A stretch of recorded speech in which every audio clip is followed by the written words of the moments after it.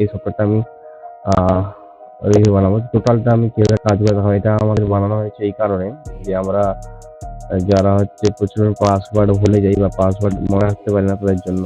এখানে আমরা রেজিস্টার করি, রেজিস্টার দিয়ে আমি গড়াতে করে আমার একটা ইউজার নেম দেবো। যেমন ধরেন একটা ইউজার নেম চন্দ্র, ইমেল আইডি আমি দিচ্ছি চন্দ্র ওয়ার্ক 231@gmail.com and পাসওয়ার্ড দিলে আমরা চন্দ্র 123 চন্দ্র 123 দিস ইমেজ অলরেডি টেকেন বলতে কারণ আমি রেজিস্টার করেছি। আমি তাহলে লগ ইন করে নিই একবার। এখানে আমরা তাহলে লগ ইন করে নেবো চন্দ্র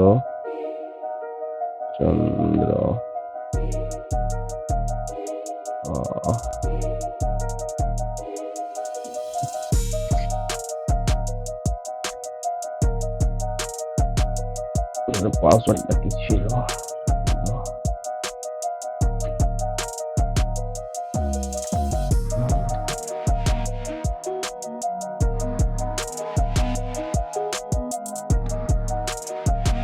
এটা আমরা লগ ইন করেছি, ঠিক আছে। এবার আমরা ব্যাক এন্ড চেক করবো কিভাবে এটা কাজ করছে। মানে নিউ পাসওয়ার্ড রাখতে হয় কোনো একটা, ধরুন আমি আমার ধরুন একটা কোম্পানি, ঠিক আছে, আমি কোম্পানির নাম দিয়ে রাখলাম যে সিএসসি সেন্টার।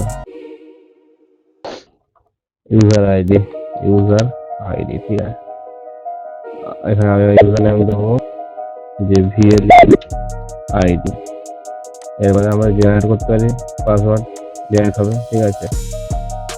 বা আমরা এখানে ওয়েবসাইট অপশন দিতে পারি, ভিএলই আইডি এখানে দেই, VLE password, VLE user name যদি আমরা দেই 462774770019।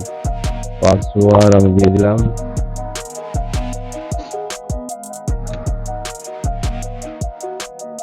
আমার পাসওয়ার্ড দিয়ে দিলাম। এরপর ওয়েবসাইট এখানে আমরা যাই, সিএসসি থেকে দিয়ে আমরা যাই CSC, okay enter.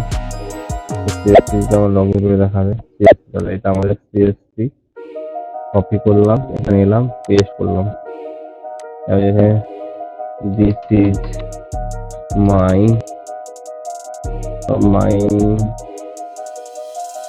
Main total where I am all working, ঠিক আছে। সেভ করলাম, আমার দেখো এখানে সেভ হয়ে গেল। পাসওয়ার্ড রাখতে পারবে না, পাসওয়ার্ড দিয়ে দেখতে পারবে, ঠিক আছে। এভাবে যে আমরা ডকুমেন্ট আগে রাখতে চাই, ডকুমেন্ট যেমন দেওয়া আছে আমরা এখানে ডাউনলোড করে দেখতে পারবো, আপলোড করতে পারবো পাসওয়ার্ড। আমরা যেটা করছি আমরা বিশেষ করে এখানে আমরা খুব সহজেই আমরা লগ ইন করতে পারবো। আমার ডাটাটা সেভ হচ্ছে কোথায়, সেই ডাটাটা সেভের জন্য আমরা যদি আমরা দেখি যে ডাটা কিভাবে সেভ হচ্ছে, আমি তো আপনাদের ডাটা পেতে পারি, সেই জন্য আমি আপনাদের ডাটাবেসটা দেখাচ্ছি কিভাবে ডাটা সেভ করে রাখছি। আমি কিছু দেখছি আমার ডকুমেন্টসের মধ্যে আমি কিছু দেখতে জাস্ট রুটটা দেখতে পাচ্ছি। এডিটর যে করি আমি আপনাদের ওখান থেকে এডিট করি, আমি কিছুই পাবো না এখান থেকে। ফুল সিকিউর এটাও দেখতে পারেন, ফুল সিকিউর। পাসওয়ার্ড আমি দেখতে পাবো না। সিএসসি সেন্টার আছে, সেটা ডেমো আমাদের আছে, পাসওয়ার্ড আমি কারো দেখতে পাবো না।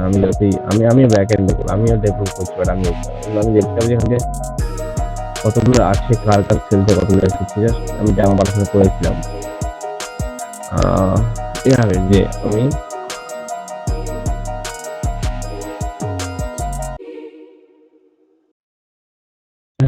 বানাই যাচ্ছে, এখানে আমি বানিয়ে রাখি, খুব সুন্দর হচ্ছে। আমিও যে ডাটা এসেছি কিন্তু এটা হাইলি সিকিউর, মানে আমি দেখতে পাবো না, ব্যাক এন্ড থেকে আমি দেখতে পাবো। এবার ইউজার যদি দেখি, আমি ইউজার থেকে দেখতে পাচ্ছি কারা এখানে লগ ইন করা আছে already, user name and email গুলো দেখতে পাচ্ছি অলরেডি, পাসওয়ার্ড দেখতে পাবো না। এইভাবে আমরা ইউজ করি যদি আমাদের খুবই হাইলি সিকিউর দেখালাম, খুব হাইলি সিকিউর আছে এটা,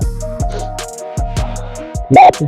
দেখার পর দেখুন আমি এটা করছি, এটা আমি জাস্ট সেই ডোমেন আমার একটা অলরেডি পেডে তোলা আছে, এখানে আমি কাজ করছি। আমি তবুও দিলাম আপনাদের যে আপনার ব্যাকএন্ড চেক করে দেখতে পারেন যে ব্যাকএন্ডে কোনো কিছু আমি করতে পারবো না। ডেভেলপার বা যদি থাকতে তো দেখতে পারেন এখানে কোনো আমি ব্যাকএন্ডে কোনো কিছুই করতে পারবো। জাস্ট আমি অ্যাড্রেসটা দেখতে পাচ্ছি বা কিলোমিটার দেখতে পাচ্ছি। আমি অ্যাড্রেস ভার্কারে সেভ করছি, কোনো ছবির জন্য সেভ হচ্ছে না, এবার ওখান থেকে সমস্ত কিছু হচ্ছে। যেমন ড্যামো অ্যাকাউন্ট আমার দেখাই, ড্যামো অ্যাকাউন্টে যেটা দেখায় সেখানে কিন্তু আমি ডাউনলোড করতে পারছি, ডাউনলোড হচ্ছে, ডাউনলোড হচ্ছে।